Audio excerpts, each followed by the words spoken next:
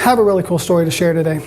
So was asked to go over to my wife's real estate office, and she is with a certain firm. She's been with them for a couple of years, and you know, Coldwell Banker is owned by franchise owners or district owners, and they had a meeting today because they have a contract with a builder in our area.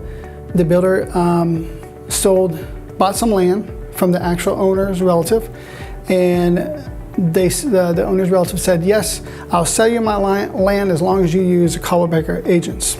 So cool. Well, they're having a hard time with the agents, obviously, because they don't want the agents taking the cut out of the sale.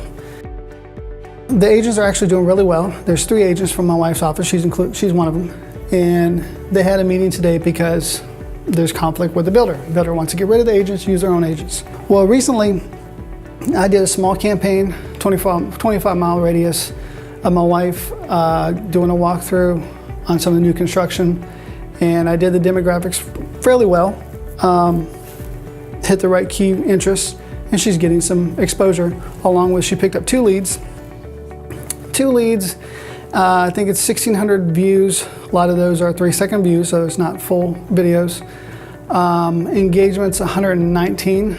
They're clicking through, they're following up. She's got messages coming in from all different areas within 25 miles, so quote unquote success story. Because so far that's only cost us $13. The owner of Coldwell Banker wants them to make a Facebook page, and the issue that I have with it is you can make a Facebook page for the neighborhood, but as soon as the neighborhood's sold out, then what? Because you're already working with a builder that doesn't want you associated with them, and you're going to sell their properties to make money. Well, issue with that, what I have with that is each individual agent's brand is going to be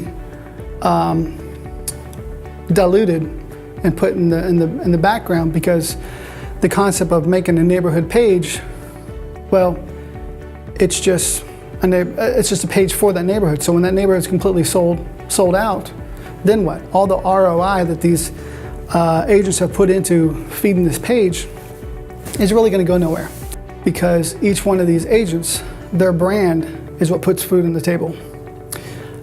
It's their own individual way of communicating with their clients. So my concern with my wife is, if she doesn't protect her brand, if she's doing all this effort towards this neighborhood to sell this on this neighborhood page, and she's ignoring her brand and her outposts and her advertising, and she's kind of taking a back seat and saying, here's this wonderful neighborhood, oh, by the way, I'm the agent, that's it, it's done.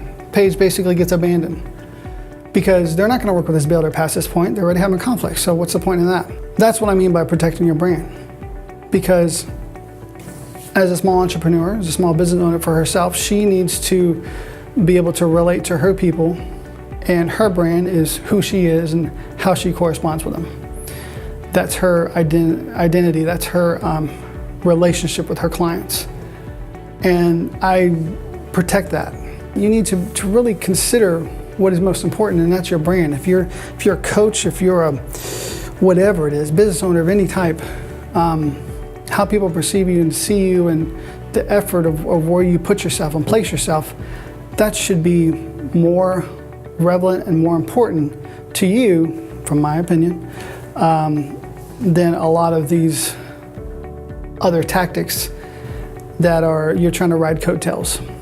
But anyway, we're working on her brand. We're going to protect her brand, and that's what we're going to do with it. So that is what I mean with this video, protect your brand. So if you like this content, or if you found it interesting at all, you just like to hear me babble, or even the keyword ramble, by all means follow me over at Facebook, and just look up ContentMakers.net, and I'll see you there.